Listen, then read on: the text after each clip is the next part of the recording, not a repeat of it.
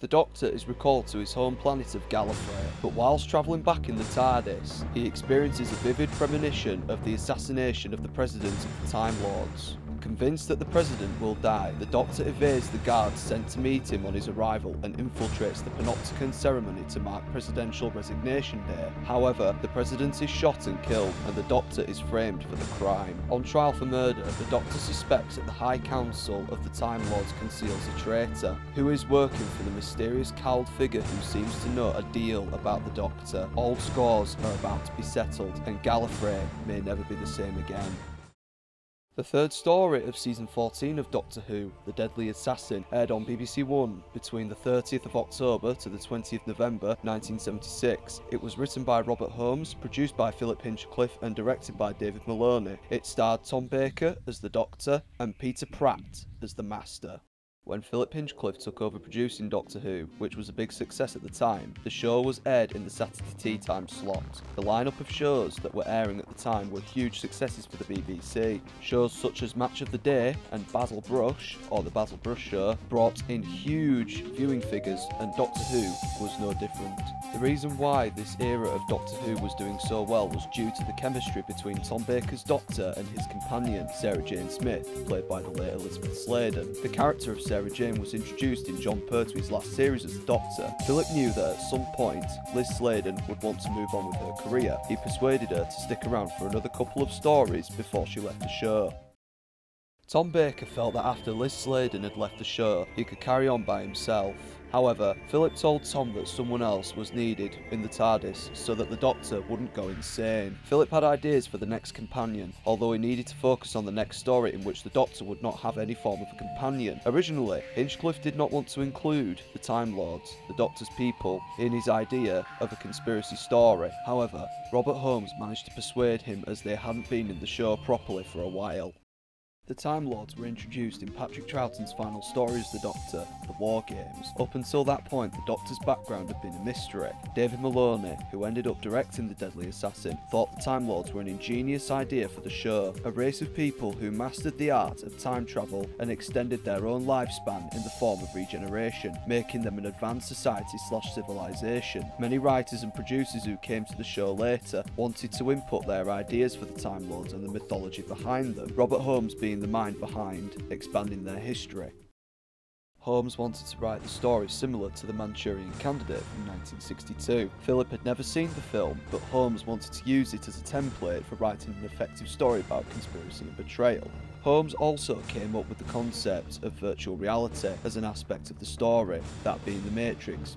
Sound familiar? The director, David Maloney, and the set designer, Roger M. Leach, had a very good working relationship. They had worked on previous stories together and always created intriguing visuals in their set designs. Roger took the reins of production design, however, maintained the vision that the crew and production team had. The production team, including Leach, worked very hard to make the set of Gallifrey look effective with the small budget they had. The extras would become very hot due to the Time Lord robes they were wearing mixed with the studio lights. They managed to make the set look visually stunning with the green crystal aesthetic in the design. Leach created an emblem that would be known by Doctor Who fans for generations, the Seal of Rassilon. The Seal of Rassilon was a rehash of the Vogan symbol from Revenge of the Cybermen, just recoloured as gold and black. The choice of villains for the Doctor to go up against in the story was very easy. Holmes decided to go with a villain he'd already introduced into the show, that being the Doctor's arch nemesis, the Master. He decided that the Master would appear more creature-like, as he had used up all his regenerations and was in the final stages of his life as a decaying corpse. The makeup and production department were very worried about how far they could go with the Master's decaying look.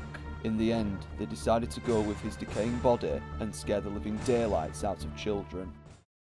The Deadly Assassin is one of the most controversial stories in Doctor Who's lifespan. The reason for this is due to the use of violence in the fight sequence in Part 3. The cliffhanger ends with the Doctor being drowned by an adversary of the Master's in the Matrix. Many complained to the BBC, including one, Mary Whitehouse. This woman was a regular complainer to the BBC because of the levels of sex, nudity and violence they showed in TV. Luckily, everyone stood up to that bigoted woman and told her her views on the media had no place in modern society, a debate that is still being had today. The Deadly Assassin is considered to be one of the best Doctor Who episodes ever made. However, do I agree with that statement? Let's get into my review of The Deadly Assassin. The Deadly Assassin is quintessential viewing if you are a Doctor Who fan. Personally, I feel that this is Tom Baker's best story and I wish we had seen more of him going solo, as this is the only time in the classic series the Doctor was at it on his own. I love how Gallifrey looks in this story compared to other episodes of Doctor Who. The atmosphere feels incredibly mysterious and unnerving. I also really like the title sequence at the start. It felt very H.G. Wells and War of the Worlds. The story, as a whole, just has a very clever setup, as there are themes in the story that have never been done before, whereas other franchises enacted those ideas later.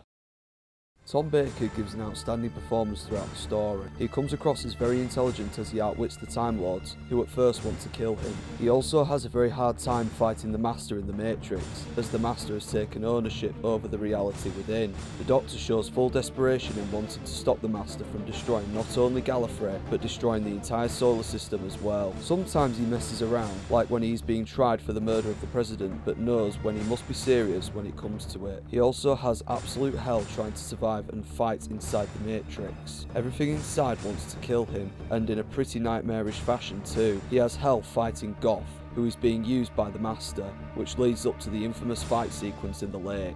Out of all the Fourth Doctor's era, this is definitely Tom Baker's strongest performance as the Doctor. The story also introduces new elements in Time Lord mythology which would become part of Doctor Who's canon. For example, it is first mentioned that the Time Lords only have 13 lives and then they eventually die. It's since been kind of retconned, but it's still mentioned from time to time. It also shows how the Time Lords dress in their robes and helmets. Previously they are dressed in black and white robes, whereas in The Deadly Assassin they are dressed in different colours and styles. They've dropped the multicoloured costumes since and have only used various reds and golds as colour templates for the Gallifreyan robes.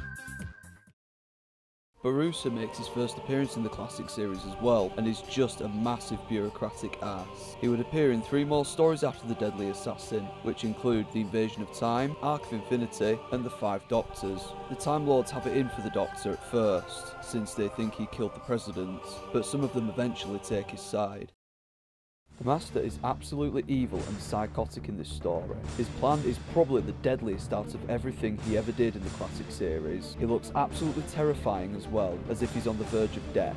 He is very sly as well in the story, such as using one Time Lord to pit everyone against the Doctor and faking his own death so he can avoid capture. Peter Pratt plays the Master excellently. The makeup effects that he had applied only did half the work. His voice is so chilling throughout. He is absolutely ruthless in trying to kill the Doctor. When Goff is beaten by the Doctor in the Matrix, the Master kills him brutally in cold blood. Out of every story the Master has appeared in, this is probably his scariest moment in Doctor Who.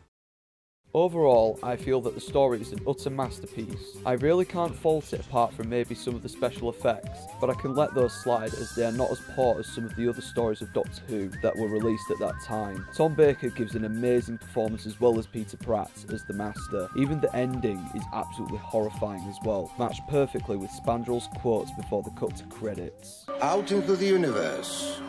And you know, I have a feeling it isn't big enough for the 2 of them. If you wish to view the story for yourself, you have the VHS tape from 1991. Bear in mind, this is the cut version which doesn't include the fight sequence in part 3. If you want the definitive version of the story, you have the DVD release from 2009, or you can find the story in the Season 14 collection box set on Blu-ray from 2020. You can also read the Target book from 1977 if you wish for a more detailed version of the story. Thanks for watching, please like and subscribe, please tell me your thoughts on The Deadly Assassin, and of course, I will see you next time.